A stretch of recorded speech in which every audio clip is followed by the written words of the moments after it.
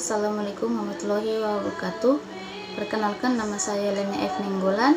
Saya dari kelas MN20C. Hari ini saya ingin mempresentasikan hasil diskusi tugas saya sendiri yang bertujuan sebagai untuk menyelesaikan tugas UTS dari mata pelajaran akuntansi biaya. Saya mengambil materi yaitu sesi pertama yang berjudul peran akuntansi dalam organisasi. Akuntansi manajemen merupakan mengukur, menganalisis, dan melaporkan informasi keuangan dan non-keuangan yang membantu manajer yang membuat keputusan guna mencapai tujuan organisasi. Akuntansi manajemen dibagi menjadi dua. Yang pertama itu akuntansi keuangan yang berfokus pada pelaporan kepada pihak eksternal seperti investor, lembaga pemerintah, bank, dan pemasok. Yang kedua yaitu akuntansi biaya. Akuntansi biaya itu mendukung akuntansi manajemen, dan akuntansi keuangan mengukur biaya perolehan atau pemanfaatan sumber daya. Di sini kita melihat perbedaan utama antara akuntansi manajemen dan akuntansi keuangan. Tujuan informasi dalam akuntansi manajemen membantu manajer mengambil keputusan untuk memenuhi tujuan organisasi. Di akuntansi keuangan, tujuan informasi mengomunikasikan posisi keuangan kepada para investor, bank, regulator, dan pihak-pihak luar lainnya. Di akuntansi manajemen, pemakai utama manajer organisasi. Akuntansi keuangan, pemakai utama memakai eksternal sebagai pihak investor, bank, regulator, dan pemasok. Akuntansi manajemen, fokus dan penekanannya berorientasi masa depan. Di akuntansi keuangan, fokus dan penekanan berorientasi masa lalu. Di akuntansi manajemen, aturan pengukuran dan laporan. Mengukur laporan internal tidak harus dibuat sesuai dengan GAAP, tetapi didasarkan pada analisis biaya manfaat. Di akuntansi keuangan, aturan pengukuran dan pelaporan. Laporan keuangan harus disajikan sesuai dengan GAAP dan disahkan oleh auditor eksternal dan independen.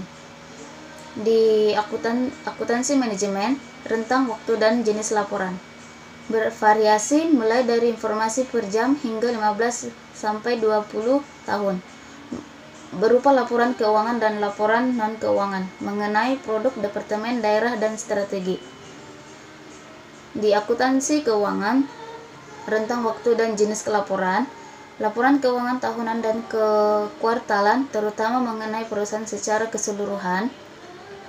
Di akuntansi manajemen, implikasi perilaku dirancang untuk mempengaruhi perilaku manajer dan karyawannya. Sedangkan di akuntansi keuangan, terutama di implikasi perilaku, terutama melaporkan kejadian-kejadian ekonomi, tetapi juga mempengaruhi perilaku karena kompensasi manajer sering didasari pada hasil keuangan yang dilaporkan. Keputusan strategis dan akuntan manajemen. Akuntan manajemen mempengaruhi keputusan strategis dengan menyediakan informasi tentang keunggulan dan kompetitif serta sumber daya. Dan di sini kita lihat peran akuntan manajemen dalam mengimplementasikan strategi. Yang pertama itu analisis rantai nilai. Rantai nilai atau value chain adalah rangkaian fungsi bisnis di mana manfaat ditambahkan atas produk dan jasa perusahaan.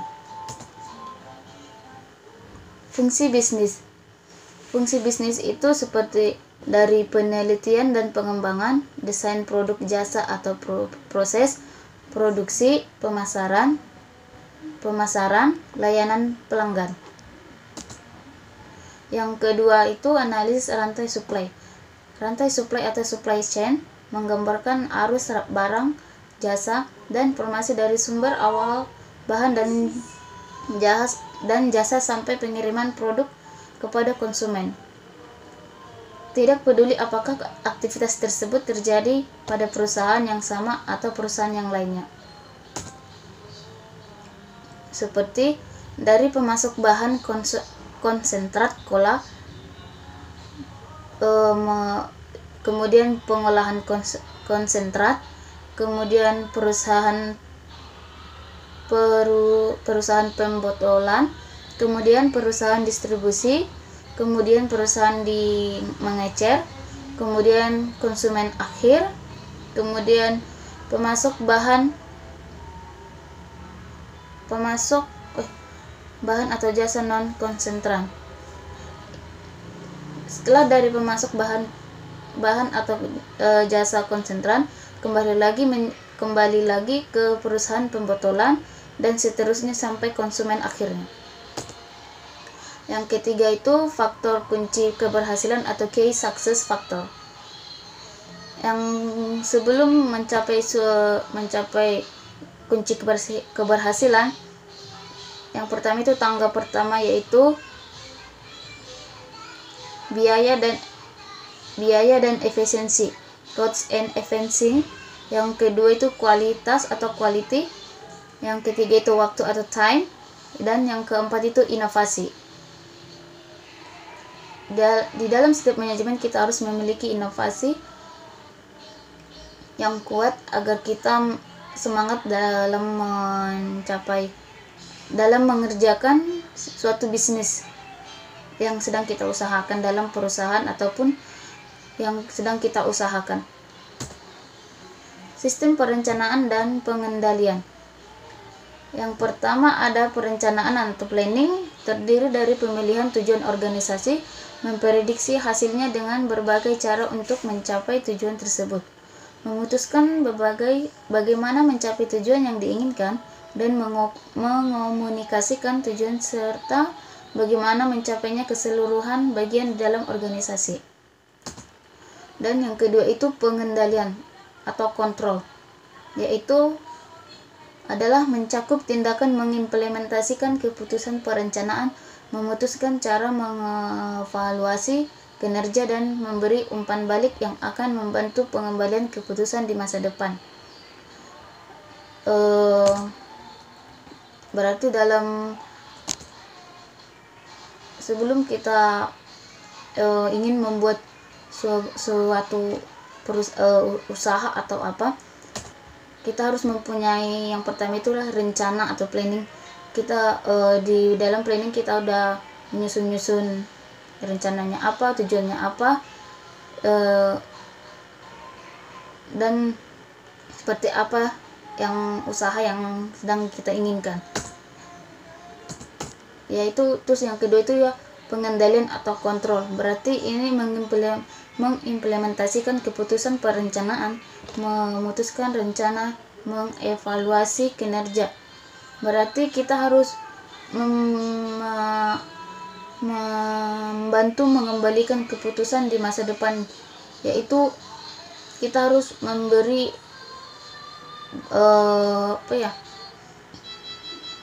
seperti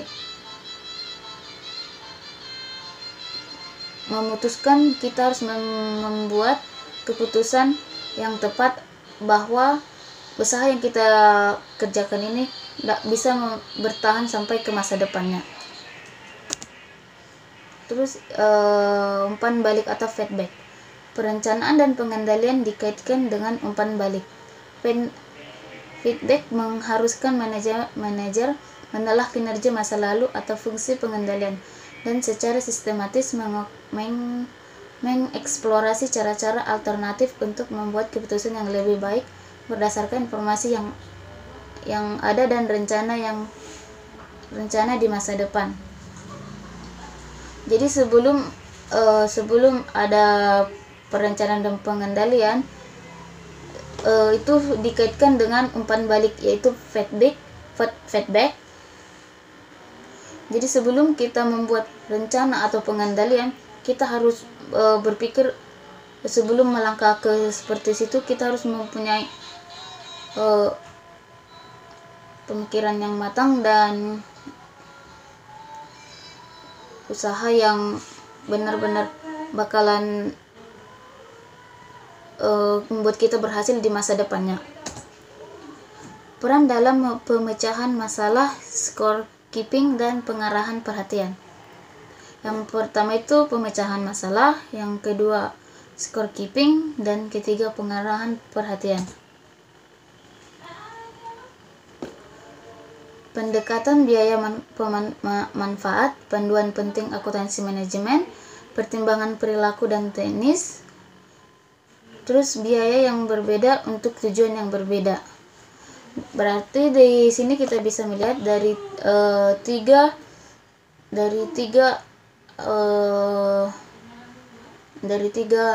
kata-kata ini, seperti pendekatan biaya tujuannya panduan penting akuntansi manajemen, dan yang kedua itu biaya yang berbeda untuk tujuan yang berbeda.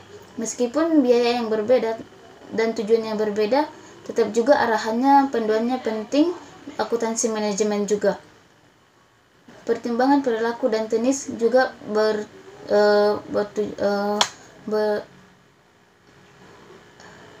tujuannya juga panduan penting akuntansi manajemen. Di sini kita bisa melihat struktur organisasi dan akuntansi manajemen. Yang pertama itu manajemen line, ada manajemen staff, ada chief financial office atau CFO, dan ada controller. Di sini kita melihat ada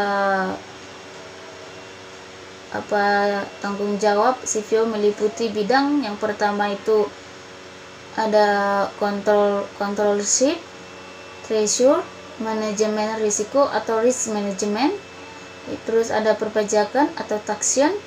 Yang kelima ada hubungan investor atau investor relation. Yang keenam ada audit internal atau internal audit. Jadi ini ada 6 tanggung jawab CFO meliputi dalam bidang-bidang tersebut.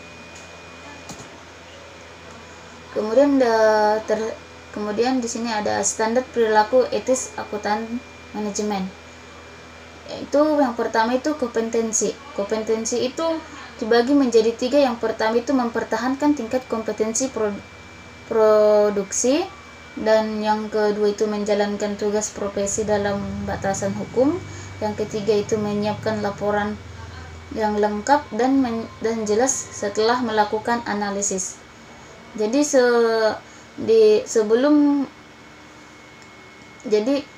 standar perilaku etis akuntan memiliki 3 kompetensi. Terus yang selanjutnya di sini kita pedoman etika. Pedoman etika itu merupakan organisasi profesi akuntansi menempatkan standar etika yang tinggi. Setiap organisasi tersebut menyediakan program sertifikat. Yang kedua, beberapa tantangan etika. Masalah etika dapat menyerang akuntan manajemen dengan berbagai cara.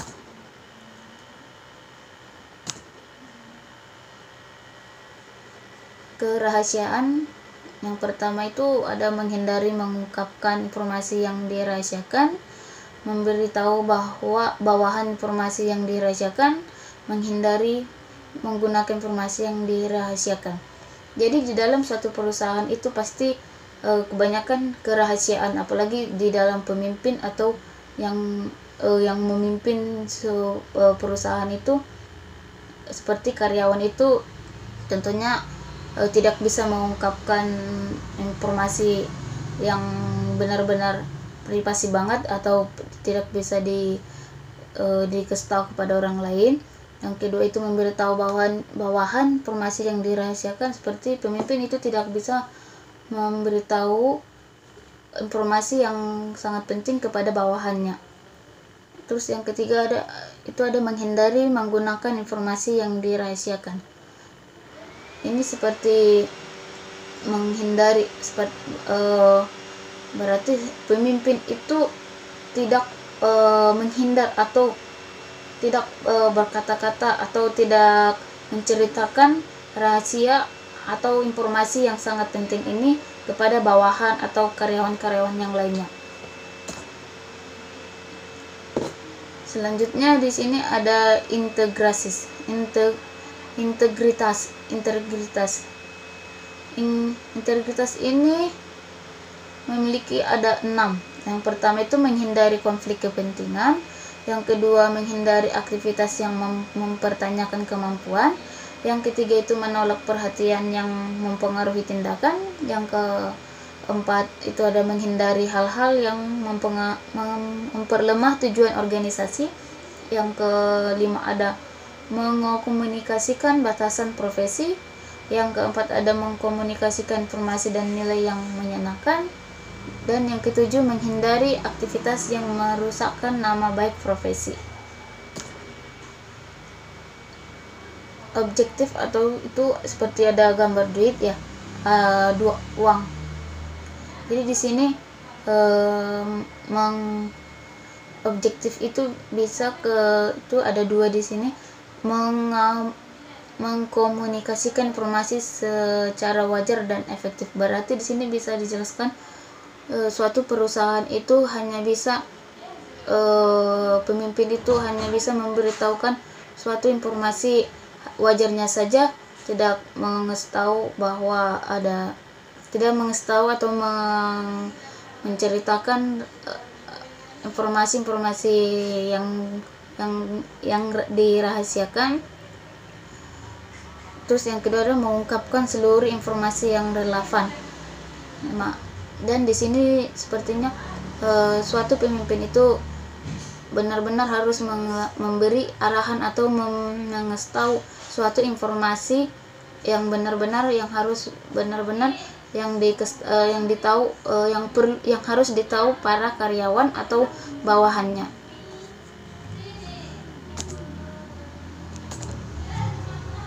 Sekian dan terima kasih untuk presentasi saya. Mohon maaf jika ada kesalahan atau kekurangan dari presentasi saya ini. Sekian dan terima kasih.